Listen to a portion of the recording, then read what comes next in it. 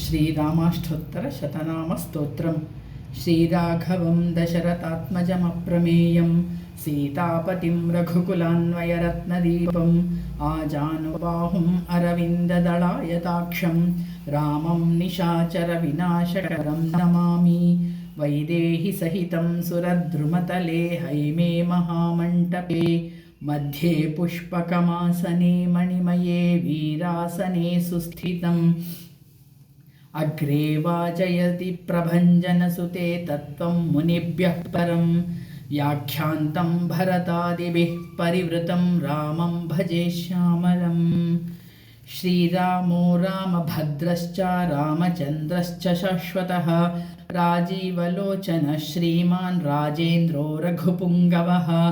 जानकीवल्लभो जैत्रो जितामित्रो जनार्दनः विश्वामित्रप्रियोदान्तः शरणत्राणतत्परः वालिप्रमथनो वाग्मी सत्यवाक् सत्यविक्रमः सत्यव्रतो व्रतधरः सदा हनुमदाश्रितः कौसलेयः खरध्वंसी विराधवधपण्डितः विभीषणपरित्राता हरकोदण्डखण्डनः सप्तसालप्रभेदात्ता च दशग्रीवशिरोरहः शिरोहरः जामदग्न्यमहादर्पादलनस्ताटकान्तकः वेदान्तसारो वेदात्मा भवरोगस्य भेषजः दोषणत्रिशिरोहन्ता त्रिमूर्तिस्त्रिगुणात्मकः त्रिविक्रमस्त्रिलोकात्मा पुण्यचारित्र्यकीर्तनः त्रिलोकरक्षको धन्वी दण्डकारण्यकर्तनः अहल्याशापशमनः पितृभक्तो वरप्रदः जितेन्द्रियो जितक्रोधो जितामित्रो जगद्गुरुः रुक्षवानरसङ्घाती जितकूटाशमाश्रयः जयन्तत्राणवरदः सुमित्रापुत्रसेवितः सर्वदेवादिदेवश्चामृतवानरजीवनः मायामारीचहन्ता च महादेवो महाभुजः सर्वदेवस्तुतः सौम्यो ब्रह्मण्यो मुनिसंस्तुतः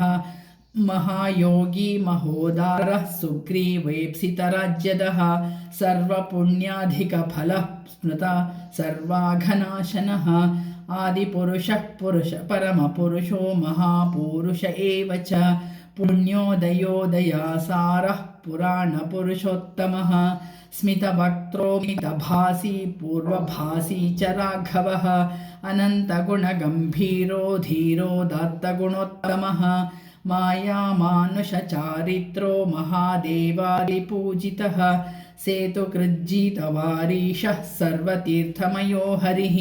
श्यामाङ्गः सुन्दरः शूरः पीतवासा धनुर्धरः सर्वयज्ञाधिपो यज्वा जरामरणवर्जितः विभीषणप्रतिष्ठाता सर्वापगुणवर्जितः परमात्मा परं ब्रह्मा सच्चिदानन्दविग्रहः परं ज्योतिः परं धामा पराकाशः परात्परः परेशः पारगः पारा सर्वदेवात्मकः परः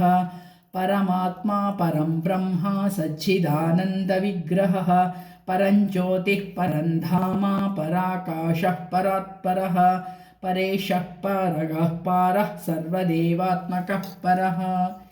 इति श्रीरामाष्टोत्तरशतनामस्तोत्रं सम्पूर्णम्। श्रीराघवाष्टकम्। राघवं करुणाकरं मुनिसेवितं सुरवन्दितं जानकीवदनारविन्दिवाकरं गुणभाजनं वालिसूनहितैषिणं हनुमत्प्रियं कमलेक्षणं यातुधानभयङ्करं प्रणमामि राघवकुञ्जरं मैथिलीकुचभूषणामलनीलमौक्तिकमीश्वरं रावणानुजपालनं रघुपुङ्गवं मम दैवतं नागरीवनिताननाम्बुजबोधनीयदिवाकरं सूर्यवंशविवर्धनं प्रणमामि राघवकुञ्जरं हेमकुण्डलमण्डितामलकण्ठदेशमरिन्दमं शातकुम्भमयूरनेत्रविभूषणेन विभूषितं चारुनूपुरहारकौस्तुभकर्णभूषणभूषितं भानुवंशविवर्धनं प्रणमामि राघवकुञ्जरं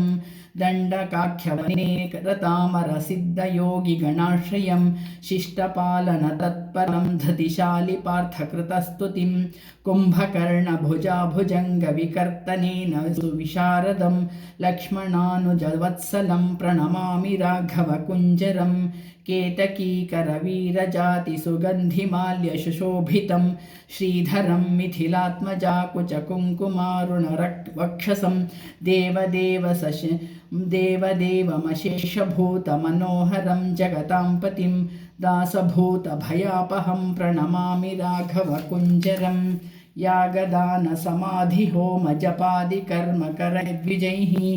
वेदपारगतैर्हर्निशमादरेण सुपूजितं ताटकावदहेतुमङ्गदतातवालिनिषूदनं पैतृकोदितपालकं प्रणमामि राघवकुञ्जरं लीलया खरदूषणादिनिशाचराशविनाशनं रावणान्तकमच्युतं हरियूथकोटिगणाश्रयं नीरजाननमम्बुजाङ्घ्रियुगं हरिं भुवनाश्रयं देवकार्यविचक्षणं प्रणमामि राघवकुञ्जरं कौशिकेन सुशिक्षितास्त्रकपाल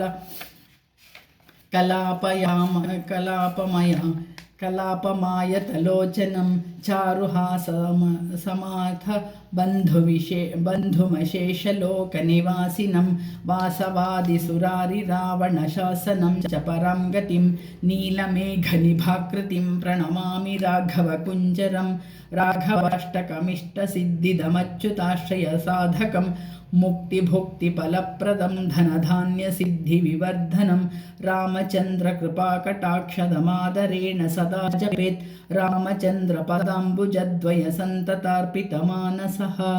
राघवाष्टकमिष्टसिद्धिदमच्युताश्रयसाधकं भुक्तिमुक्तिफलप्रदं धनधान्यसिद्धिविवर्धनं रामचन्द्रकृपाकटाक्षदमादरेण सदा जपेत् रामचन्द्रपदाम्बुजद्वयसन्ततार्पितमानसः राम राम नमोऽस्तु ते जय रामभद्र नमोऽस्तु ते रामचन्द्र नमोऽस्तु ते जय राघवाय नमोऽस्तु ते देवदेव नमोऽस्तु ते जय देवराज नमोऽस्तु ते वासुदेव नमोऽस्तु ते जय वीरराज नमोऽस्तु ते राम राम नमोऽस्तु ते जय रामभद्र नमोऽस्तु ते रामचन्द्र नमोऽस्तु ते जय राघवाय नमोऽस्तु ते देवदेव नमोऽस्तु ते जय देवराज नमोऽस्तु ते वासुदेव नमोऽस्तु ते जय वीरराज नमोऽस्तु ते इति श्री राघवाष्टकं सम्पूर्णम्।